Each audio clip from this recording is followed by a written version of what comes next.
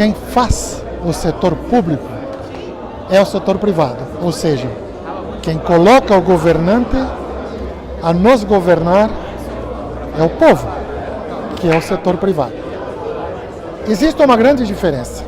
O setor público não gera riqueza. Quem gera riqueza é o empreendedor. E o governo vive desse empreendimento. Então, o setor público deveria fazer tudo para que o setor privado fosse bem. Não deveria intervir em tudo aquilo que prejudicasse o setor produtivo, mas não é o que acontece. Então, eu digo que não adianta o povo ir para a rua, sacudir bandeira, se vestir de verde e amarelo, bater panela nas janelas. Isso é um país democrático. Adianta é o povo escolher bem quem vai governá-lo. Muito do que está aí é resultado de uma má escolha. Então, como empresário, o meu conselho é: mude o país com o voto. Escolha bem. Escolha alguém que possa estar, como eu estou aqui contigo agora, com os ouvintes das nossas rádios, falando tão perto, ao alcance deles, que eles sabem até onde eu moro. Quantas vezes a gente elege alguém que a gente nem sabe aonde mora, quem é, nunca mais vê na vida. Ele vem na outra eleição, não cumpriu as promessas, e aí ele chega com uma emenda parlamentar para tampar o furo que deixou, e nós não temos nem como cobrar.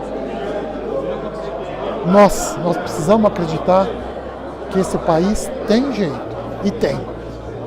Mas nós temos que mudar para não termos mais do mesmo. É hora, dia 7 de outubro, de cada um de nós, conscientemente, escolher alguém. Escolha alguém bom, só isso.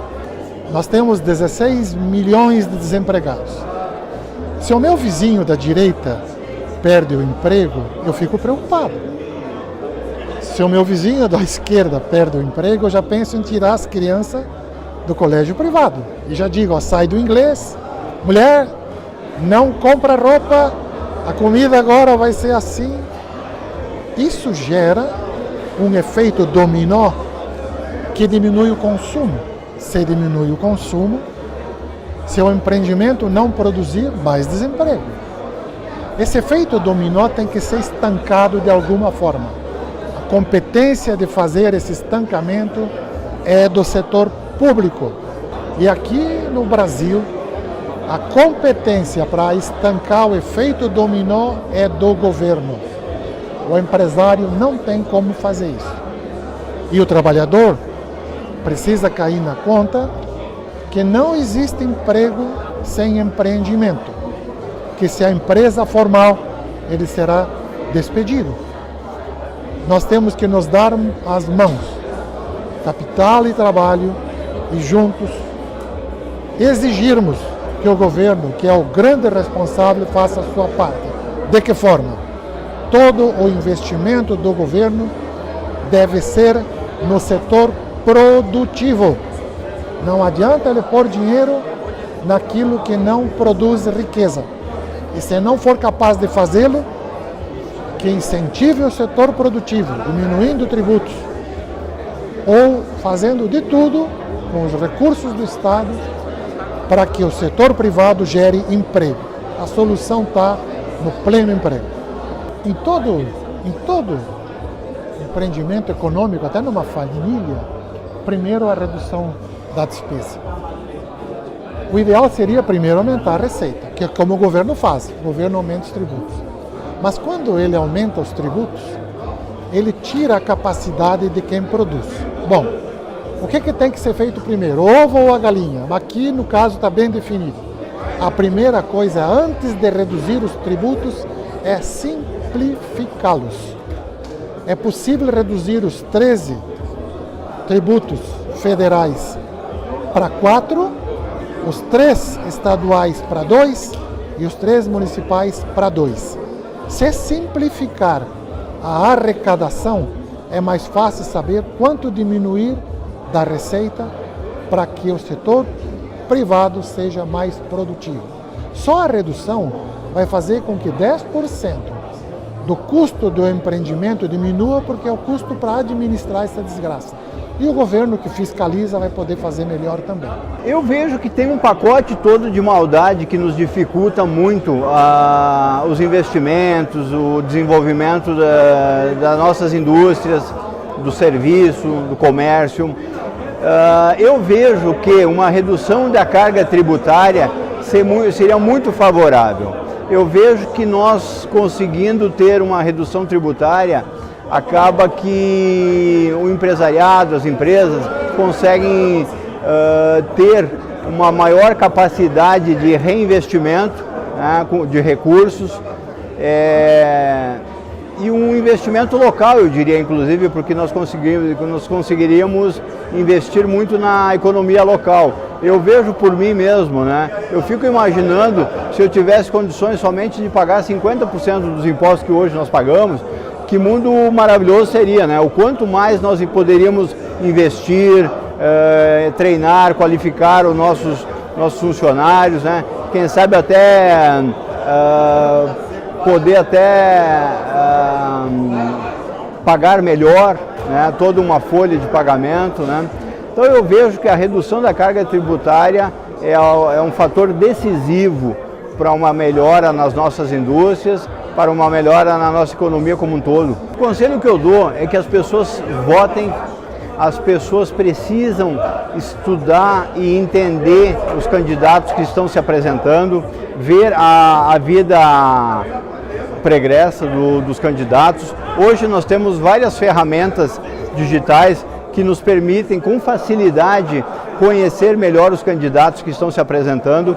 Então eu acho que um candidato sem uma ficha de corrupção, sem processos, de escândalos e tal, eu acho que é fundamental. Eu diria que a nossa sociedade sim está descrente, está desmobilizada. Quanto aos últimos anos que se apresentou na nossa política, né? Extremamente escândalos, extremamente falta de critério, de ética, né, dos nossos políticos.